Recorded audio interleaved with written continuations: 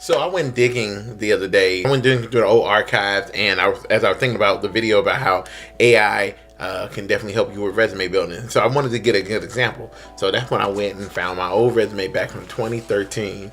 And I wanted to use this as a good example of, because some people still write like this, believe it or not.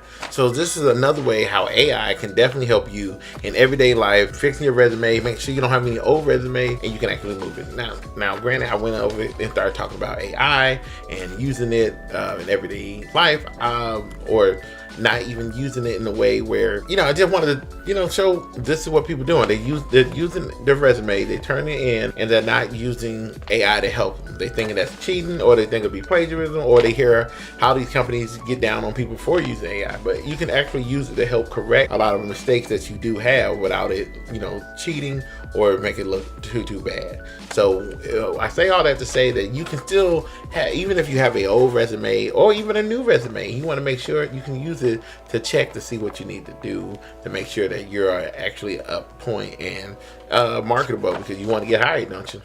So a lot of things that I see that I start out with this resume, when I look back down at it, talking about showing how I worked at Verizon, I was a top performer, but the way the writing was and the writing style at the time really does make it seem like I'm more of an amateur. Even though I did do a lot of great things and I got lots of awards for it, this doesn't translate well. And sometimes people don't even translate what they're trying to say well. The thing is, you want to be able to explain yourself and show all the great qualities that you do have, and still sound human, but sound like the best person for the role that you're going after. And I can definitely tell that some people do write like this, because this was even me back in the day. I wrote down, I use computers. I even said, and if you look at it back in the day, it says use computers to organize and locate inventory.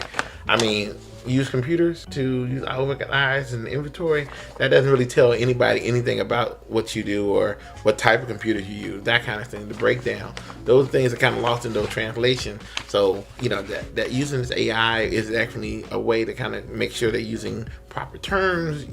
There'll be terms that you may even forget. A lot of CEOs and a lot of companies have a lot of jargon to use as well too. So sometimes that jargon is used to go in here properly, so to help explain to the individual or that role that you're applying for, so they can understand. I mean, also, when you put things on your computer, on your resume, saying like you use computers or your name is certain software that now everybody kind of have it accustomed to, when you're doing that, they're just telling people that you can breathe, and that's really the bare minimum of working at any type of job. And uploading these type of resumes to whatever job that you're applying for, having these type of resumes and applying and uploading to any type of job you're looking at, it really doesn't do you a good job, because the ATS, the automatic training server that actually scans these resumes all the time, they're gonna automatically see something like that and throw it in the trash. But then you don't want to use something where you're actually lying about, and then they take that and think that you're overly compensating, because once you get that interview, they're gonna want to at least know that you're talking about. So a problem that I always have is just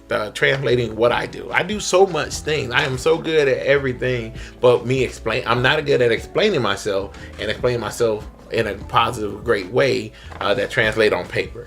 So if you can't talk and explain yourself on paper, then sometimes you're not even going to get a chance to talk to a real person in the real world. So I did rewrite this from scratch, and that wouldn't have been a great way to utilize my time and utilize how AI can actually help. So I gave AI the work order, and I told it to take this 2013 resume, take the task list, or translate it into a 2026 executive strategy. And then let me just show you the before feature of this resume, and let me show you the after, but let me show you the difference. Here's the old version, with the use computers and use computer to locate inventory.